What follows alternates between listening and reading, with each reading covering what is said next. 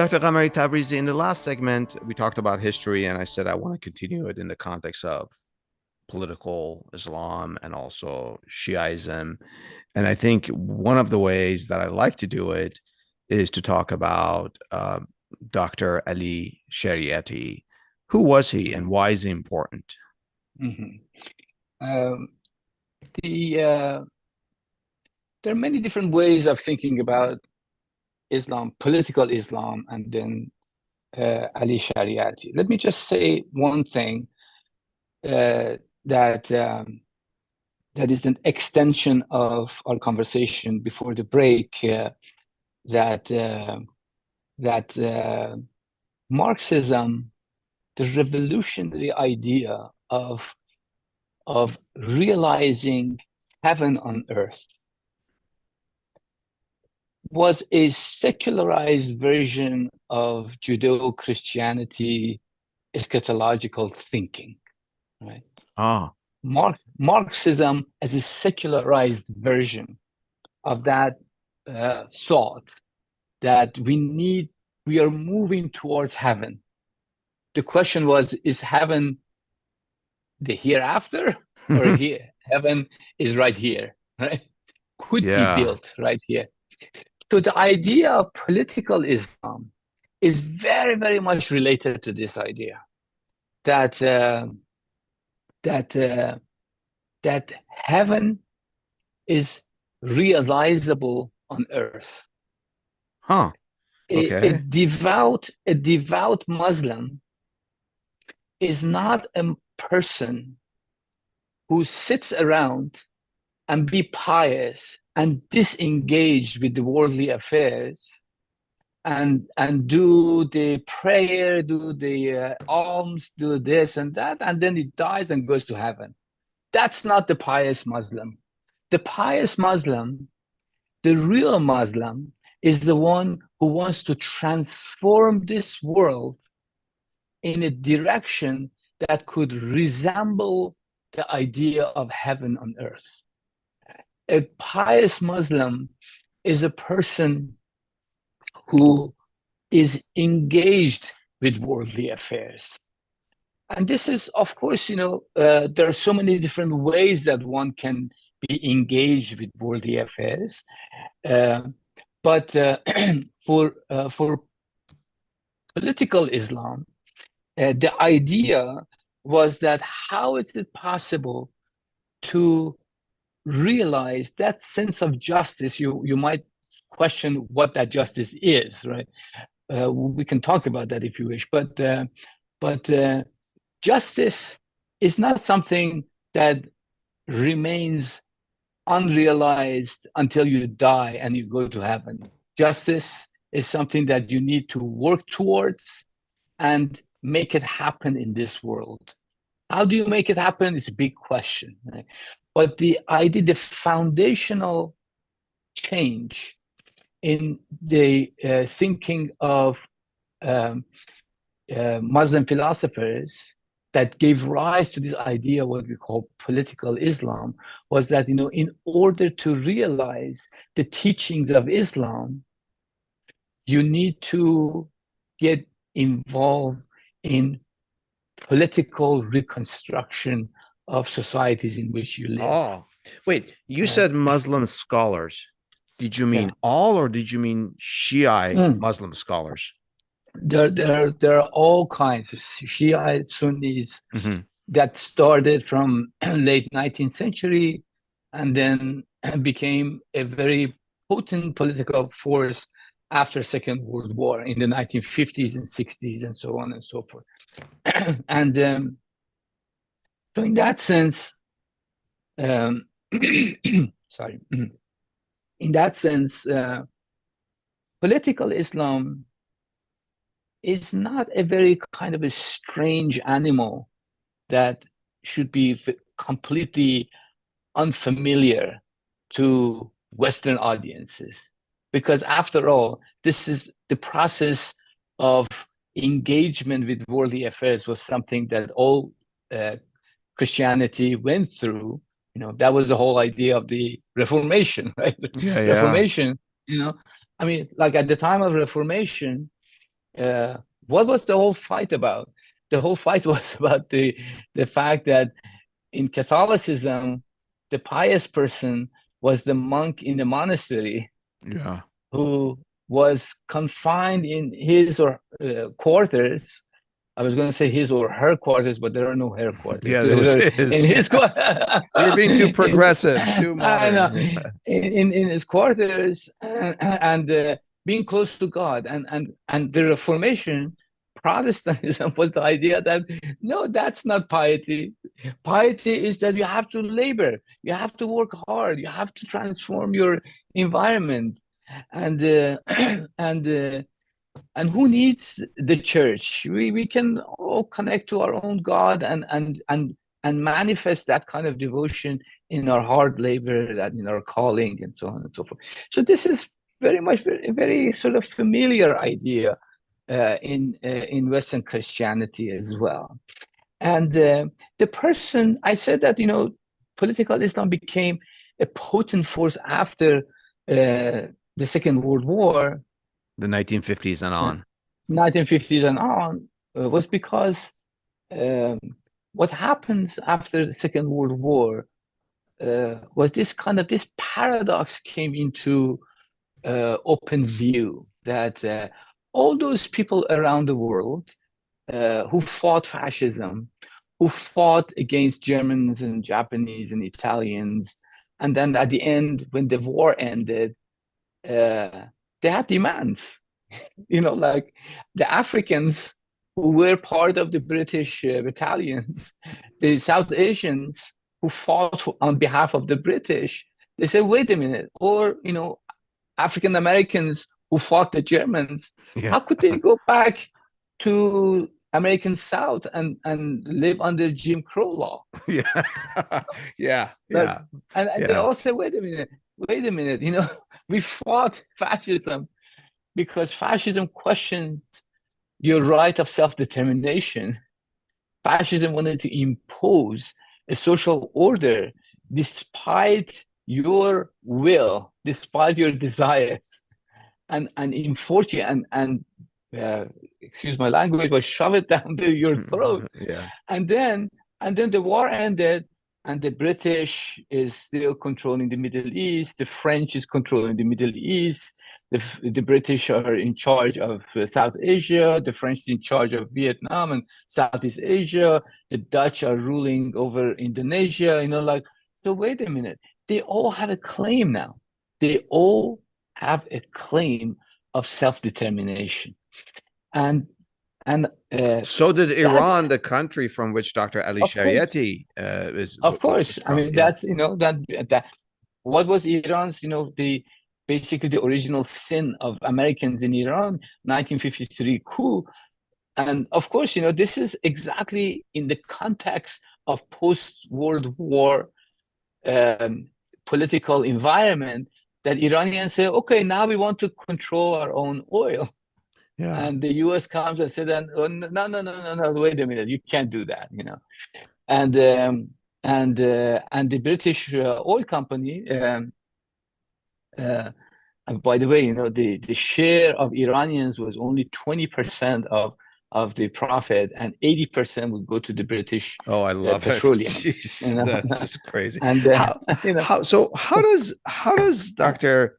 In the interest of time, I want to go mm, to this fascinating character mm, person, Dr. yeah, Ali Shariati. yeah, And let me tell you what yeah, the thing that yeah, really fascinated me about him, if I may just share some personal mm, background. mhm, Um, I was a mere child when the Iranian Revolution occurred. uh-huh, What do I know about Dr. Ali Shariati or anybody for that matter, right? yeah, The reason I brought up his name and I wanted to speak with you about yeah, is this. I would hear his name chanted in the streets, mm, even though he mhm, had been dead, I think 4 or 5 years mm, prior to the revolution. So here's this mhm, super intellectual yeah, uh, right, that didn't wear a turban. He wore a yeah, suit and a tie, and his mm, wife didn't mhm, cover her hair.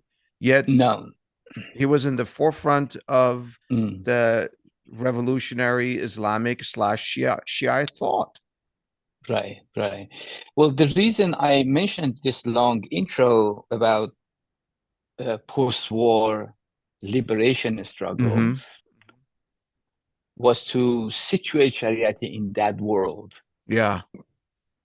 This is, Shariati was born in 1933, and and he had both religious and secular education, and for his graduate school, he went to Sorbonne in Okay. Paris Wow. Okay. in 1959, I believe. So this is like the height of independent liberation struggles in North Africa. Yeah. He's connected to Algerian Liberation Of Movement course. Front. 1961, Patrice Lumumba is assassinated, and Shariati actually is in his sort of memorial in Paris. I don't know who He's Patrice standing. Lumumba is, by the way. Yeah, this is the leader of the Congo, Oh. who was, assassinated at the age like 35 or something like Hmm. that. These are all kind of African leaders, and then uh, who are the people Shariati is standing next to in Paris? Is Jean-Paul Sartre, and then people are reading Frantz Fanon, who was a major figure who was part of the Algerian liberation movement. From the Caribbean, he moved there. Aimé Césaire, who's also a poet, revolutionary poet. And so you would think, people say that, he's a Muslim philosopher, but he's a Muslim philosopher who's being educated in the streets of Paris with Oh. with Oh. being exposed to these radical ideas of emancipatory politics. He studied under this Russian Jewish immigrant, George Gurvich at Sorbonne. Uh, this is a Jewish Marxist guy who is who is and Shariati in many different occasions when he writes about his philosophy, he said that Gurvich is a better Muslim than all the Ayatollahs in home seminaries. Oh my goodness. That is Be- because fascinating. in his mind, I go back to what I said earlier. In his mind, a good Muslim is a person who's striving to transform the world towards justice. Huh. Uh, and he It thought, goes back what you said about political philosophy, how that should be familiar to the West because of Protestantism. Toil, work hard to make the world yeah, a better place. absolutely, because it's once we sort of think of these phenomena as such, then they don't look that alien. They Yeah. look very familiar because these are people who actually had the same kind of dreams of justice and liberation. How it unfolds is, of course, depends on different kinds of contingencies and circumstances and so on and so forth. But their philosophy is very much connected to this global struggle for self-determination and emancipation from colonial rule, right? And one cannot really separate uh, uh, political Islam, particularly in its Shi'i liberation form, that the way was articulated by Ali Shariati. One cannot separate that from anti-colonial liberation struggles. Dr. Ghamari-Tabrizi, now that you explained it, I don't think I would have appreciated the significance of what you're sharing with me without having you couched our conversation in the context of that time. What was Yeah, happening at that time? That's right, really interesting. Um, right. so let's go back to my personal story that I shared with you Uh-huh. to sort of for it to be a springboard for continuing this conversation. If Yeah. people were chanting Dr. Ali Shariati's name in the Islamic Mm-hmm. Revolution, Do you think Mhm, that, he believed that Shiite clergy should play a major role in guiding society? mhm, Do you think he would think that after mhm. 45 years of this Yeah, Islamic yeah. Republic of Iran and its brutality? I don't want to get into the Okay, politics of yeah. Iran. I'm talking No, about no, I understand. Dr. No, I Adi's understand. I Shariati. understand. Yeah. Well, I mean, I need to correct you on that because Uh-huh. Shariati was very skeptical of the clerical establishment. Oh, He was, he was actually a very anti-clergy political thinker. And indeed, his many of his books were banned after revolution in Iran. Although interesting. he he played a major role in articulating a revolutionary ideology for the Iranian revolution. But that ideology uh, uh, was immediately suppressed after the revolution because he had a very explicit and strong anti-clerical position because he thought that the reason Islam Hmm. uh, was turned into series of rituals and superstitions and and apolitical in a sense was because the clergy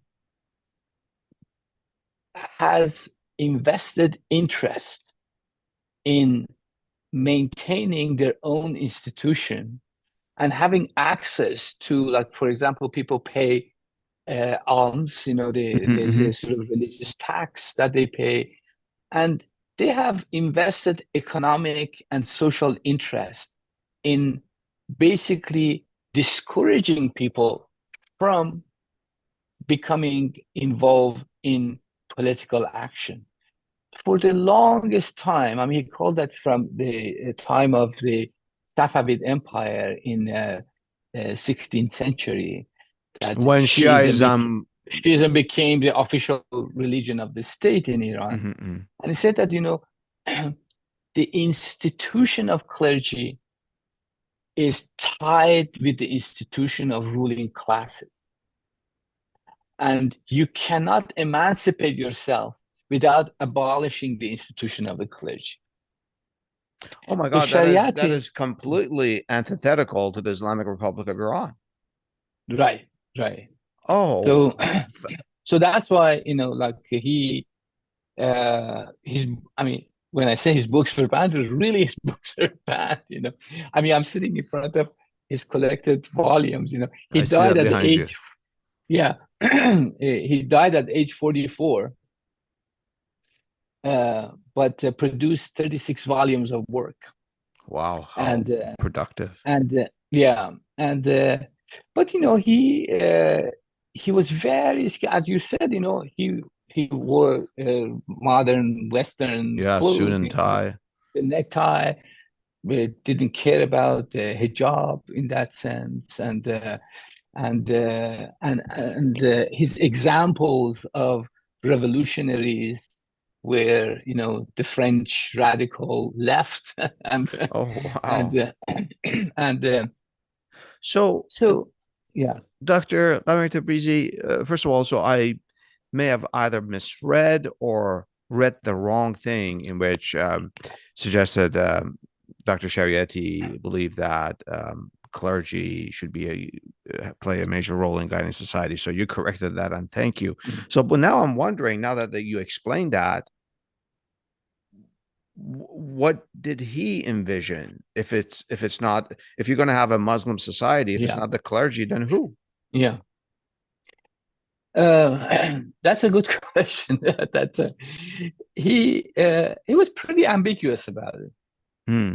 He was very much influenced by the thoughts of people who established the Bandung Conference in Indonesia in 1955 under the leadership of Sukarno, the Indonesian president, and then Nehru in India and Nasser of Egypt and Tito of Yugoslavia. Oh, wow. Uh, there is a very, very famous, this is such a watershed moment in the politics of the third world. In Bandung in Indonesia, they all get together and they form this conference of non-allied movement. You might have heard of this Yeah. non-allied movement, but it was founded in 1955, and Shariati was very much influenced by the framing of that non-allied movement. And there, Sukarno introduces this idea called guided democracy, a Hmm. guided democracy, because he said that they argued that because of um, centuries and decades of colonialism, um, people in the non-Western world, people of the colonized world, need to learn how to exercise their democratic rights. And there will be a period after independence that they need some direction, some form of guidance of how to participate in actually determining their own destiny. Oh, He called that a interesting. sort of a guided democracy, you know, and how this guided democracy actually operates on the ground uh, is not quite clear. But at least the idea behind it was an interesting idea because they thought that um, the Western democracies are either failed and will fail, and this might be a little bit outside the scope of our conversation for now. But they said that the Western democracies are only superficially democratic because Superficially? yes, because Hmm. the people who participate in electoral politics are always under the hegemony and ideological determination of big media corporations, and of course, We're I mean, going through that it's now. not. I mean, we are going through that right now. So, so this was, and I said that then nowadays we can sort of think of this as such a tangible kind of assertion that so they were kind of wary of that you have a society that there are big corporations and giant media who can influence them and redirect them towards their own kind of projects. And so that's why you say that guided democracy would prevent that kind of influence um, of this could be conversation for a whole different podcast, but it makes me yeah, wonder what guided democracy would look like. The founders of our nation here in the U.S. tried yeah, that with electoral college, but it hasn't worked out that well. yeah, I just wanted to, before we leave this yeah, our conversation for today, what I wanted to know is, was Dr. Shariati's influence confined to Iran? You mentioned India and yeah, conversations, and yes, yes. or was it Mhm. throughout the Middle East? Shariati's influence was uh, pretty regional, and Oh, in all, I mean, his work was translated into several languages, and um, and he was known. And it's interesting that nowadays you think about Islam, people say Shi'i, Sunni. At the time, that distinction was not that pronounced, and people read in Indonesia, in India, in Pakistan, in like the Egypt, 1960s the and 60s, 1970s. 70s, Mhm. 70s, and that kind of distinction was not the guiding post for who reads what. And Interesting. and Shariati himself was very much influenced by the Egyptian Sayyid Qutb, who was obviously a Sunni, Yeah. radical, uh, political Islam advocate, and no one in Iran. would say that, oh, don't read Sayyid Qutb, he is He's Sunni, Sunni. you know, Yeah, like, yeah, yeah. I mean, said that it really, these things were not that important at the time. It becomes important later in late 1980s after the Iranian Revolution. But at that time, these distinctions were not all that important. But Shariati was known and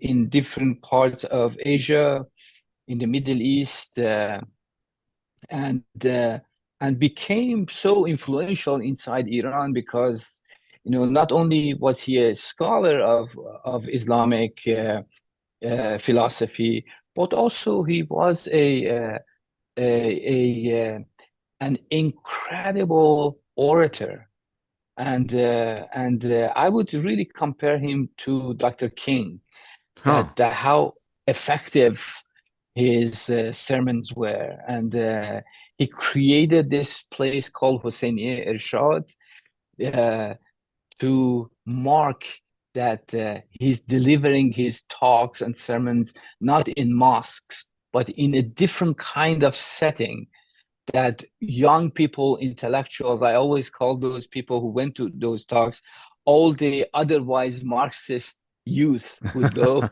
Yeah, these talks, you know, yeah. and uh, and so that was his contribution, and he basically um, uh, created a generation of young revolutionary Muslims who were anti-colonial, and they subscribed to this kind of emancipatory politics that he advocated. That is amazing. And those revolutionary Muslims, I'm now using everything you shared with me in the last two segments, aren't necessarily the same um, people that rule Islam. Is just entirely different. Their beliefs and their vision of what a society should look like, based on what Oh, you're saying. absolutely, They're a absolutely. I mean, reflection of what happened after yeah, World War II.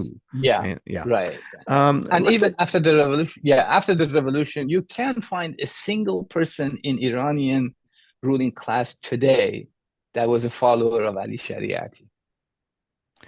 I'm sorry, say that. Let me see if I got that right. Today, in Iran's ruling class, you cannot find a single person that was the follower of Ali Shariati. That's what you said. Yes, Oh, interesting. I yes, get it. yeah.